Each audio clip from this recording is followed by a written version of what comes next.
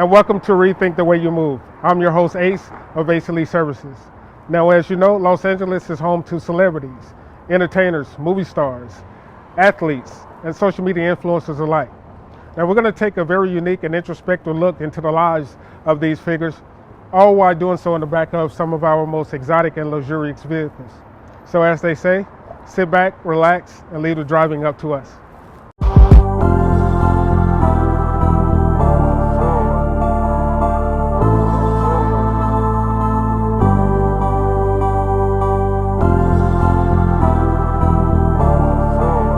Today's feature vehicle is the all-new 2019 Rolls-Royce Phantom 8, powered by a 563 horsepower twin-turbo V12. The Phantom is not only the ultimate status symbol, it's the holy grail of handcrafted luxury automobiles.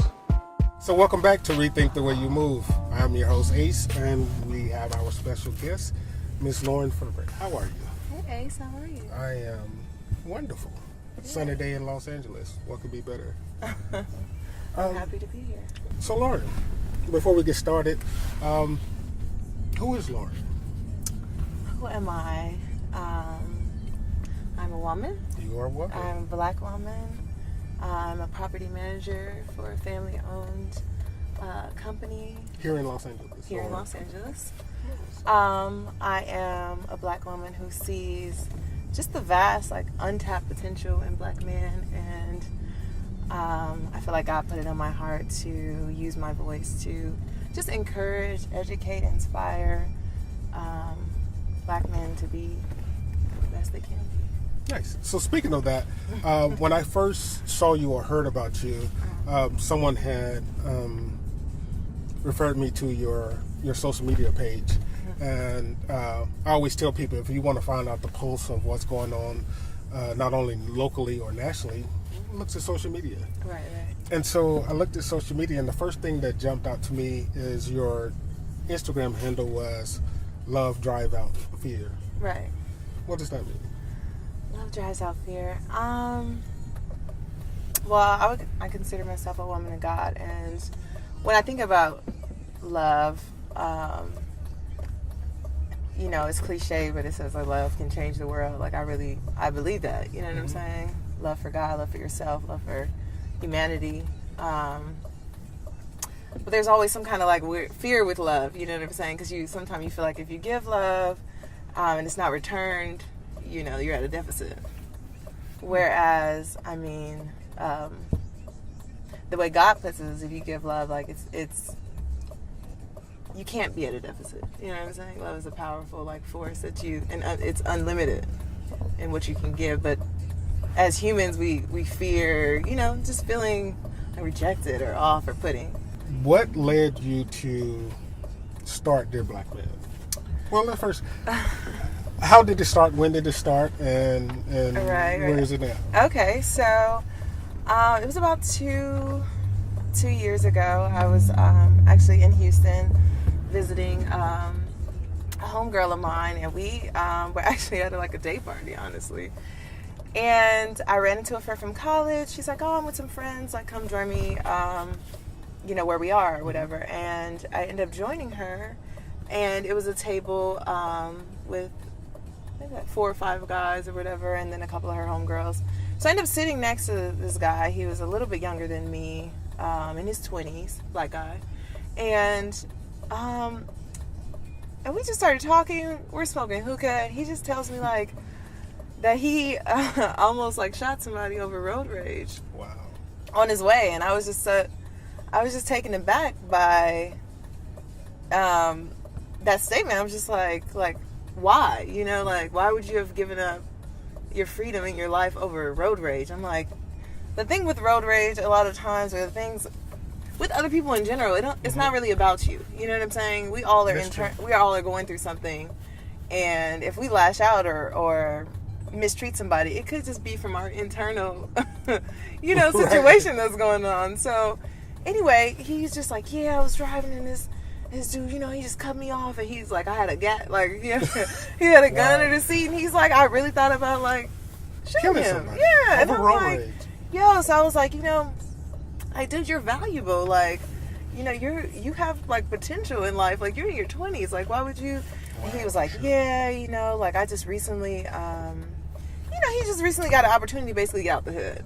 Right. And he was saying like he, you know, he didn't have a dad growing up, and his sisters look up to him, and people are dependent on him.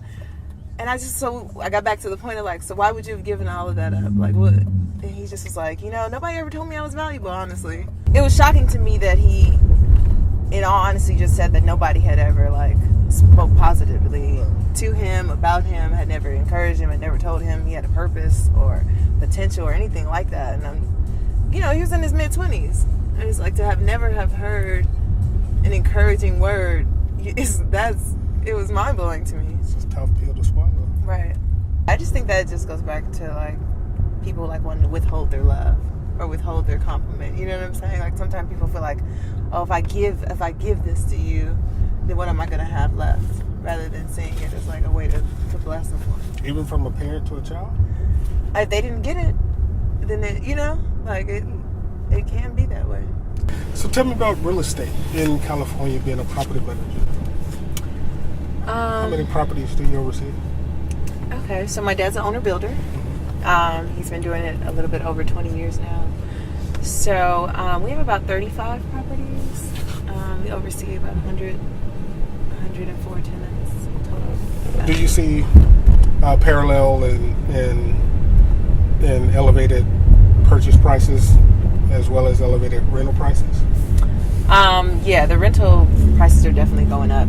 Really? Especially like for something you would consider the hood. Like South and East LA? Exactly. Wow. Exactly. And it's actually slowly but surely like pushing, you know, minorities out. Because if you raise the price, but you're not raising people's pay, then they're forced to like relocate. With Rethink the Way You Move, and with our company, that's our company's mantra or our tagline. Mm-hmm. But we like to take the word move and make it an acronym of sorts. Okay. And for us, we use that acronym as our motivation. M for motivation. Mm-hmm. The O for obstacles that we may face and how to overcome that. The M is for our vision. The V is for our vision of going forward. And then ultimately, we have to have execution, which is the E for everything that we do and how we do it, not on a daily basis, but pushing our vision forward and how we're going to execute. Mm-hmm. So for you, we would like for you to look in that camera and tell us your 4 keys to success in life or in business or whatever you is, using our acronym of MOVE. Okay.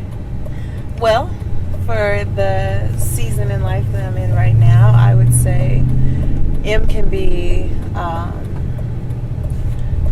making small steps to make a big difference. O can be one day at a time.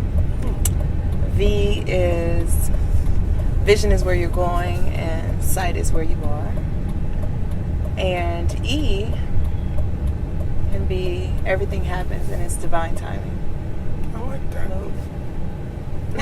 Rethink the way you move. Rethink the way you move. I like that. Yeah. Now going back to your V, you said vision is where you're going. Where you're going, and sight is what you see.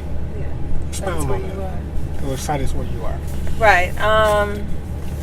Just as I'm growing as a person, I've learned that like if you don't have a vision for your life, or you don't have a vision for your future, your next month, your next few months, that you can be everywhere. You're distracted, you know. But when you have even just a small goal in place, that's your vision for your week, or your vision for your month, or your vision for your year.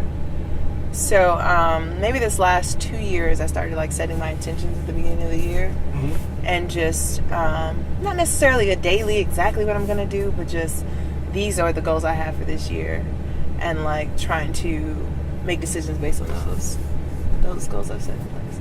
I like that. It's been a pleasure. Very insightful, very informative, and it's good to have a native Los Angelian. Whoop. Is that how you say it? Whoop. Whoop. But for us, that's a wrap. Thank you for tuning in this week to Rethink the Way You Move. We look forward to seeing you next week as we're off to a different location and a different vehicle.